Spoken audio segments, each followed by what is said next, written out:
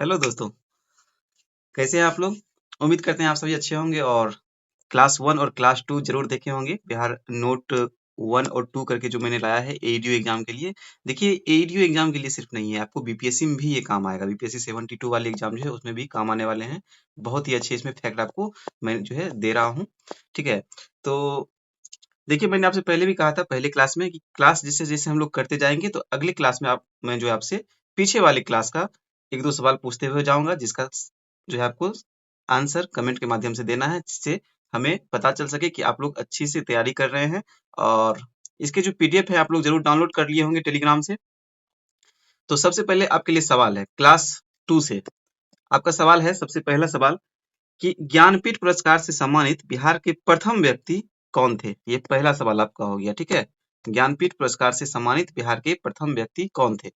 चलिए, दूसरा सवाल है आपका क्लास 2 से बिहार के प्रथम लोकसभा अध्यक्ष कौन थे? ये आपका दूसरा सवाल हो गया, ठीक है? चलिए अब शुरू करते हैं अपनी हम क्लास, आज की तीसरी क्लास। इसी के साथ हम लोग कुछ और सवाल लेंगे, 2-3 सवाल और लेंगे पिछले क्लास से 1 और 2 से और उसका सबका आंसर आपको कमेंट के माध्यम से देना है ताकि हमें भी पता चले कि आप लोग सीरियसली इस क्लास को देख रहे हैं, ठीक है? और इसका पीडीएफ आप लोग टेलीग्राम से डाउनलोड कर लेंगे और अच्छे से इसे पढ़ेंगे। आपका नोट्स जो है आपको बनाने की जरूरत नहीं पड़ेगी और खुद से आप लोग इसे बस आपको पीडीएफ डाउनलोड करके खुद से पढ़ते हुए जाना है। बाकी आपको और कोई मेहनत नहीं करनी है इस पे, ठीक है?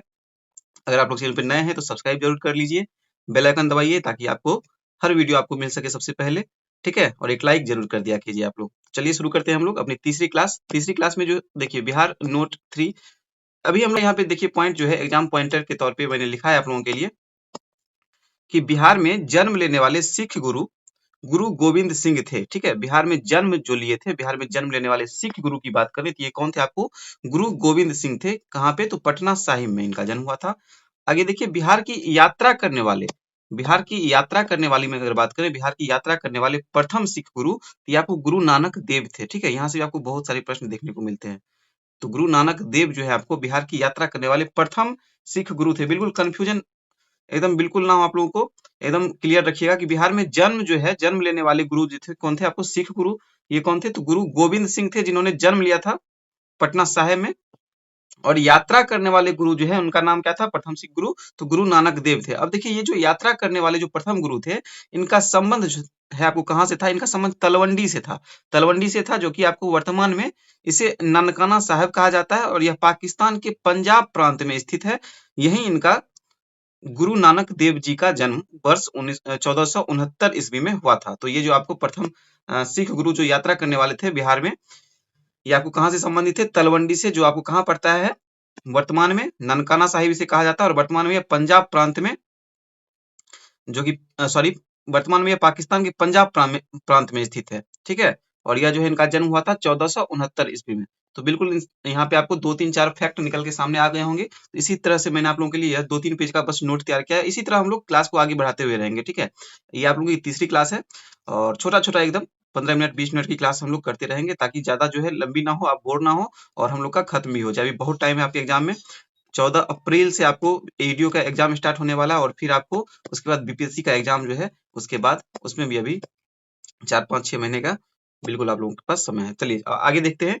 वर्ष 1919 में बिहार में खिलाफत आंदोलन आरंभ हुआ तथा इसी वर्ष स्वामी विद्यानंद के नेतृत्व में किसान आंदोलन का आरंभ हुआ। तो बिल्कुल यहाँ पे 2 क्वेश्चन आप लोगों के लिए सामने निकल के आए हैं कि वर्ष 1919 में बिहार में खिलाफत आंदोलन, बिल्कुल ध्यान रखिएगा बिहार में खिलाफत आंदोलन कब स्टार्ट हुआ था? तो वर्ष 1919 में और इसी वर्ष यानी 1919 में ही स्वामी विद्यानंद के नेतृत्व में किसान आंदोलन का आरंभ हुआ था। बहुत बार पूछा गया सवाल है कि बिहार में किसान आंदोलन के नेतृत्व जो है नेतृत्वकर्ता कौन थे? तो स्वामी विद्यानंद थे। कौन थे? स्वामी विद्यानंद। और कब हुआ था? तो वर्ष 1919 में। नेक्स्ट पॉइंट, वर्ष तो 1917 में गांधी जी द्वारा चंपारण में नील मालिकों के विरोध में सफल सत्याग्रह हुआ। इसी वर्ष पटना विश्वविद्यालय की भी स्थापना हुई थी। यानी 1917 में आपको अगर 2 अच्छे वाले आपको अगर क्वेश्चन देखने को मिलेंगे तो 1917 से चंपारण सत्याग्रह से संबंधित जो कि गांधी जी के द्वारा चंपारण में नील मालिकों के विरोध में सफल सत्याग्रह हुआ था। और इसी वर्ष पटना विश्वविद्यालय की अगर स्थापना की बात करें तो ये आपको किस वर्ष हुई थी? तो वर्ष 1917 में। तो ये भी ध्यान रखिएगा। यहाँ भी आपको 2 क्वेश्चन निकल के सामने आए। ठीक है। और पटना उच्च न्यायालय की स्थापना अगर पूछे तो उसकी स्थापना को 1916 में हुई थी, ये भी ध्यान रखिएगा। 1916 में, यहाँ पे 1917 था, तो इससे हमको एक फैक्ट याद आ गया, तो इसे भी ध्यान रखिएगा। पटना उच्च न्यायालय की स्थापना 1916, पटना विश्वविद्यालय की स्थापना वर्ष 1917, और 1917 में ही आपको गांधी जी के द्वारा चंपारण में नील मालिकों के विरोध में सफल सत्याग्रह भी हुआ था। चलिए अगला पॉइंट देखिए यहाँ पे, वर्ष 1912 में बांकीपुर पटना में भारतीय राष्ट्रीय कांग्रेस का सम्मेलन संपन्न हुआ। इस सम्मेलन में पहली बार पंडित नेहरू कांग्रेस सम्मेलन में उपस्थित हुए। तो बिल्कुल ध्यान रखिएगा, पंडित नेहरू जो है आपको पहली बार उपस्थित हुए थे भारतीय राष्ट्रीय कांग्रेस के सम्मेलन में, और वह वर्ष 1912 में बांकीपुर पटना में हुआ था। अगर गांधी जी के बारे में अगर पूछा जाए तो ये आप लोग बिल्कुल ध्यान रखिएगा, गांधी जी जो कांग्रेस के अधिवेशन में सम्मिलित हुए थे, ये बेलगांव अधिवेशन 1924 में ये सम्मिलित हुए थे। ठीक है, एक बार तो बिल्कुल ये भी ध्यान रखिएगा। यहाँ पे नेहरू जी का चर्चा था, इसलिए मैंने आपको गांधी जी से रिलेटेड एक छोटा सा यहाँ पे नोट लिख लिया था। तो गांधी जी जो है कांग्रेस सम्मेलन में कब भाग लिए, तो 1924 में, और नेहरू जी जो कब लिए थे यहाँ को 1912 में बांकीपुर पटना में। ये सिर्फ गांधी बिहार से संबंधित नहीं है, ये कांग्रेस अधिवेशन से संबंधित है गांधी जी वाला, और बिहार में नेहरू जी ने कब भाग लिया था ये यहाँ पे दर्शाया गया है 1912। ठीक है, आगे देखिए अगला पॉइंट, बिहार का प्रथम हिंदी दैनिक समाचार पत्र सर्व हितैषी की स्थापना वर्ष 1882 में हुई थी, या 82 है। ठीक है, सर्व हितैषी, बिहार का प्रथम हिंदी दैनिक का नाम क्या है, तो सर्व हितैषी, भी ध्यान रखना है, बहुत बार ये भी पूछा गया सवाल है आपको। बिहार का प्रथम हिंदी समाचार पत्र, बिहार का प्रथम हिंदी समाचार पत्र कौन सा है, तो बिहार बंधु, और इसकी स्थापना आपको 1872 में हुई थी। पहले क्लास में 1874 वहां पे लिखा गया है, तो बिल्कुल उसे सुधार कर लेंगे। ये 1874 में इसकी स्थापना हुई थी, एक साप्ताहिक समाचार पत्र था। ठीक है, आगे देखिए अगला पॉइंट है, बिहार का प्रथम अंग्रेजी समाचार पत्र जो है आपको द सर्च लाइट है।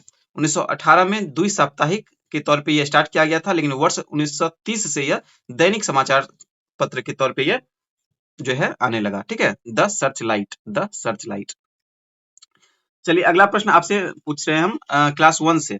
ठीक है, 2 क्वेश्चन मैंने पहले आपसे पूछा था, अगला प्रश्न आपको क्लास 1 से है कि आर्यावर्त नामक हिंदी दैनिक जो था बिहार में, इसका प्रकाशन स्थल कहाँ था। आर्यावर्त जो आपको एक दैनिक समाचार पत्र था, आर्यावर्त, आर्यावर्त, इसका प्रकाशन स्थल बिहार में कौन से स्थान पर था। ऑप्शन भी दे देता हूं आपको, पटना, पटना, भागलपुर, भागलपुर, दरभंगा, या मुजफ्फरपुर। ठीक है, यहाँ पे आप लोग मुजफ्फरपुर, तो इन चारों में से आर्यावर्त जो है किस स्थान पे इसका प्रकाशन स्टार्ट हुआ था, कहाँ से स्टार्ट हुआ था, प्रकाशन स्थल इसका क्या था, बिल्कुल आप लोग बताएंगे। ठीक है, चलिए यहाँ पे देखिए अगला प्रश्न, इंजीनियरिंग कॉलेज। अब इंजीनियरिंग कॉलेज से संबंधित एक दो यहाँ पे मैंने आप लोगों के लिए पॉइंट लिखा है, जो आपके एग्जाम में पूछे ही पूछे जाते हैं। यहाँ पे देखिए ये क्वेश्चन बहुत बार पूछा गया आपसे, कॉलेज ऑफ एग्रीकल्चर इंजीनियरिंग, ये आपको कहाँ पे है, तो पूसा समस्तीपुर, बहुत बार पूछा गया सवाल है आपको। देखिए यहाँ पे पूसा समस्तीपुर से जो है 2-3 बार सवाल पूछा गया है यहाँ पे। आगे देखिए मैंने आप लोगों के लिए और भी लिखा है यहाँ पे, कॉलेज ऑफ एग्रीकल्चर इंजीनियरिंग आपको पूसा समस्तीपुर में स्थित है। वहीं पे इंजीनियरिंग कॉलेज की बात करें तो Sanjay Gandhi institute of dairy technology, ये आपको पटना में स्थित है। Sanjay Gandhi institute of dairy technology, यहीं पे याद कर लीजिए आप लोग, ये पटना में स्थित है। ठीक है, college of agriculture engineering Pusa Samastipur, Sanjay Gandhi institute of dairy technology Patna, Bihar institute of silk and textile Bhagalpur. Silk की अगर बात आ जाए तो बिल्कुल ध्यान रखिएगा, भागलपुर यहाँ पे बिहार में आपको फेमस है सिल्क के लिए, सिल्क एंड टेक्सटाइल भागलपुर में, Bihar institute of silk and textile Bhagalpur, बिल्कुल ध्यान रखना है। यहीं पे देखिए ये किससे हम देख रहे हैं, इंजीनियरिंग कॉलेज की बात कर रहे हैं, तो बिहार कॉलेज ऑफ इंजीनियरिंग की बात करें तो ये आपको कहाँ पे है, ये आपको पटना में है। ठीक है, पटना में। अब देखिए मेडिकल कॉलेज, मेडिकल कॉलेज एक तो देखिए विविध वाले ये सारे सवाल हैं, आपको यहाँ से प्रश्न आपको हर एक एग्जाम में आपको देखने को मिलेंगे।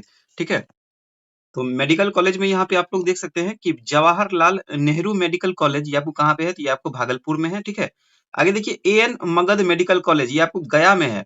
बिल्कुल यहाँ पे कंफ्यूज नहीं होना है कि एएन मगध मेडिकल कॉलेज की बात हो रही है और ये कहाँ है, गया में, क्योंकि एएन कॉलेज जो है आपको एक पटना में भी है। ठीक है, तो आपके ऑप्शन में जरूर रहेगा पटना, तो बिल्कुल आप लोग ध्यान रखिएगा, यहाँ पे मगध मेडिकल कॉलेज है जो कि आपको गया में है। ठीक है, गया में है। और फिर यहाँ देखिए अगला पॉइंट, नालंदा मेडिकल कॉलेज, ये आपको पटना में है। तो आप लोग जो यहाँ पे पढ़ रहे हैं कि एएन मगध मेडिकल कॉलेज, तो ऑप्शन में जरूर पटना रहेगा, तो कंफ्यूज नहीं होना है, गया मारना है।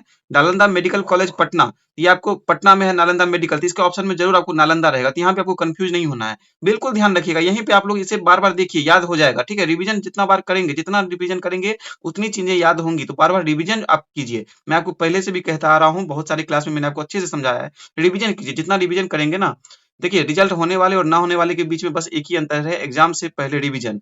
अगर महीना दिन पहले रिवीजन किसका कैसा है वही डिपेंड करता है कि किसका एग्जाम कैसा जाएगा। नहीं तो बहुत पढ़े लिखे लोग हैं उनका जो है जॉब नहीं हो रहा है, लेकिन कुछ ऐसे लोग हैं जो बहुत कम पढ़े लेकिन रिवीजन उन्होंने बहुत अच्छे से किया, उनका जॉब हो रहा है। तो उसके पीछे बस रिवीजन एक बहुत बड़ा फैक्टर है। तो बिल्कुल ध्यान रखिएगा, रिवीजन इसका बार-बार कीजिएगा। मैं पीडीएफ इसका आपको जो है टेलीग्राम ग्रुप पे दे ही रहा हूँ, आप लोग डाउनलोड करके खुद से उसका प्रिंट आउट करवा सकते हैं, या फिर मैं आप लोग के सुविधा के लिए यह दे रहा हूँ कि आपको नोट ना करना पड़े। तो प्रिंट आउट आप लोग निकाल सकते हैं या पीडीएफ डाउनलोड करके खुद से पढ़ सकते हैं, या बार बार फिर वीडियो आप लोग देख सकते हैं ताकि चीजें आपको याद रह सकें। आगे देखिए, मेडिकल कॉलेज में आपको माता गुजरी मेडिकल कॉलेज की बात करें तो ये आपको कहाँ पे, तो ये आपको किशनगंज में है। कहाँ पे, तो किशनगंज में। बिल्कुल ध्यान रखिएगा, माता गुजरी मेडिकल कॉलेज किशनगंज में। अब देखिए कृषि संस्थान, कृषि संस्थान से भी आपको हर एक बार जो है प्रश्न पूछे जाते हैं आपको हर एक बिहार के एग्जाम में। बिहार का कोई भी एग्जाम हो, आपको कृषि से संबंधित आपको कृषि संस्थान भी पूछा जाता है, और कृषि से संबंधित और भी फैक्ट जो है आपको इकोनॉमिक्स, ज्योग्राफी वहां भी आपको पूछे जाते हैं। तो यहाँ पे देखिए राजेंद्र कृषि विश्वविद्यालय, एकदम से समझिए कि बीपीएससी का फेवरेट क्वेश्चन आपको है।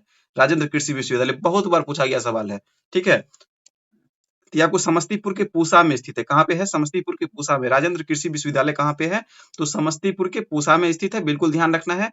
तिरहुत कृषि कॉलेज ये आपको मुजफ्फरपुर में है। बिहार कृषि कॉलेज ये आपको भागलपुर के सबौर में है, सबौर भागलपुर, बिल्कुल ध्यान रखिएगा। बिहार कृषि विश्वविद्यालय ये भी कृषि कॉलेज ये भी आपको बहुत बार पूछा गया है। ये दोनों सवाल आपको पूछे गए। अगर आप लोग प्रीवियस ईयर एनालिसिस किए होंगे बीपीएससी का तो आप लोग बिल्कुल देखे होंगे ये सारे सवाल आपको पूछे गए हैं। आगे देखिए, फैकल्टी ऑफ फॉरेस्ट्री साइंस ये आपको समस्तीपुर में स्थित है। तो बिल्कुल ये भी ध्यान रखिएगा, हो सकता है कि आने वाले दिनों में आपसे सवाल पूछे, क्योंकि बहुत सारे सवाल जो है पूछे जा चुके हैं, और कुछ सवाल उसी के तर्ज पे मैंने आप लोगों के लिए यहाँ से निकाला है, ठीक है।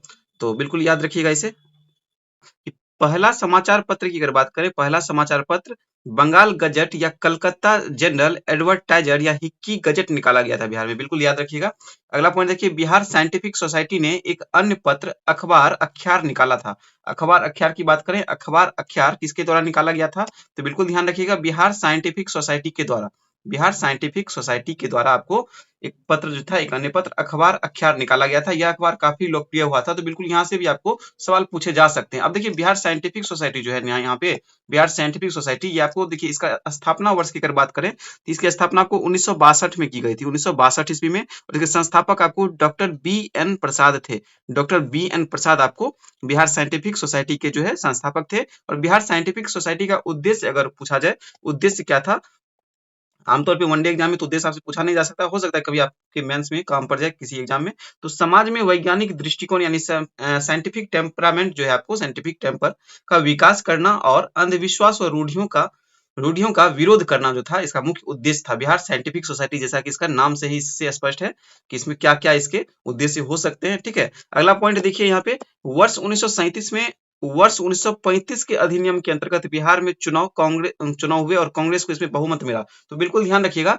ये 1934 में चुनाव हुए थे, ठीक है। वर्ष 1937 में चुनाव हुए थे और इसमें कांग्रेस को बहुमत मिला था। लेकिन ये वर्ष 1937 में जो आपको चुनाव हुए थे, ये वर्ष 1935 के अधिनियम के अंतर्गत हुआ था। यहाँ पे कंफ्यूज बिल्कुल मत होइएगा कि 1935 में चुनाव हुए थे या 1937 में। तो आपको ध्यान रखना है कि कोई भी पहले रूल रेगुलेशन आएगा, उसके बाद ही उसके अंतर्गत कोई काम होगा। तो ये आपको 1935 में नियम कानून के अंतर्गत ध्यान रखिएगा बिल्कुल, कि वर्ष 1935 के अधिनियम के अंतर्गत जो आपको 1935 में अधिनियम, या फिर आप लोग कह सकते हैं रूल रेगुलेशन, या कुछ भी इस तरह से जो भी आपको क्रिएट किए गए, उसके बाद आपको वर्ष 1937 में बिहार में चुनाव हुए और इसमें बहुमत किसे मिला, तो कांग्रेस को इसमें बहुमत मिला था। वर्ष 1935 के अधिनियम के अंतर्गत वर्ष 1937 में चुनाव हुए। अगला पॉइंट यहाँ पे देखिए, जुलाई 1937 में श्री कृष्ण सिंह बिहार के प्रधानमंत्री एवं कांग्रेस सरकार का गठन हुआ। यहाँ पे आप लोग देख सकते हैं कि कांग्रेस को बहुमत मिला था, तो जाहिर सी बात है किसी के जो है आपको मंत्री बनेंगे।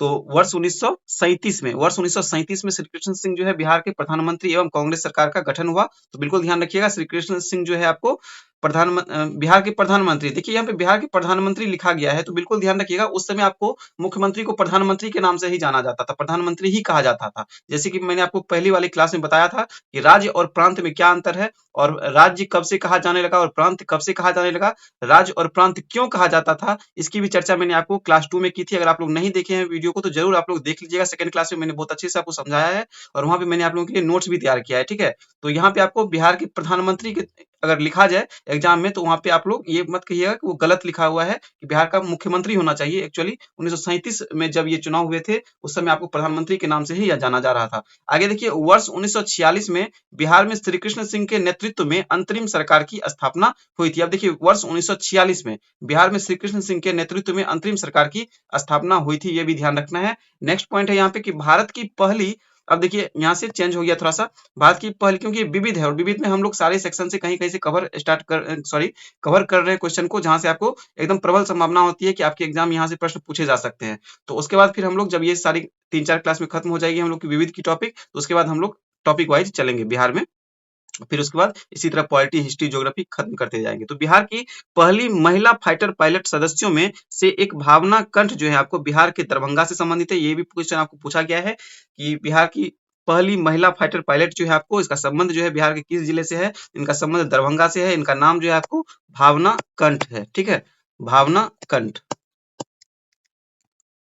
अगला पॉइंट है, दुनिया का सबसे बड़ा फ्री इंटरनेट वाईफाई जोन की अगर बात करें, दुनिया का, कहाँ का? तो दुनिया का सबसे बड़ा फ्री इंटरनेट वाईफाई जोन ये आपको अशोक राजपथ से दानापुर लगभग 20 किलोमीटर इसी के मध्य है। ठीक है, तो आपको अगर दुनिया का सबसे बड़ा फ्री इंटरनेट वाईफाई जोन की बात करें तो आपको अपने बिहार में है, अशोक राजपथ से दानापुर के मध्य लगभग 20 किलोमीटर तक। ठीक है, आगे देखिए नेक्स्ट पॉइंट और आज की वीडियो का लास्ट क्वेश्चन आज की क्लास का, कि बक्सर जिले में बिहार राज्य की पहली खुली जेल तथा भागलपुर में राज्य की पहली महिला जेल को स्थापित किया गया।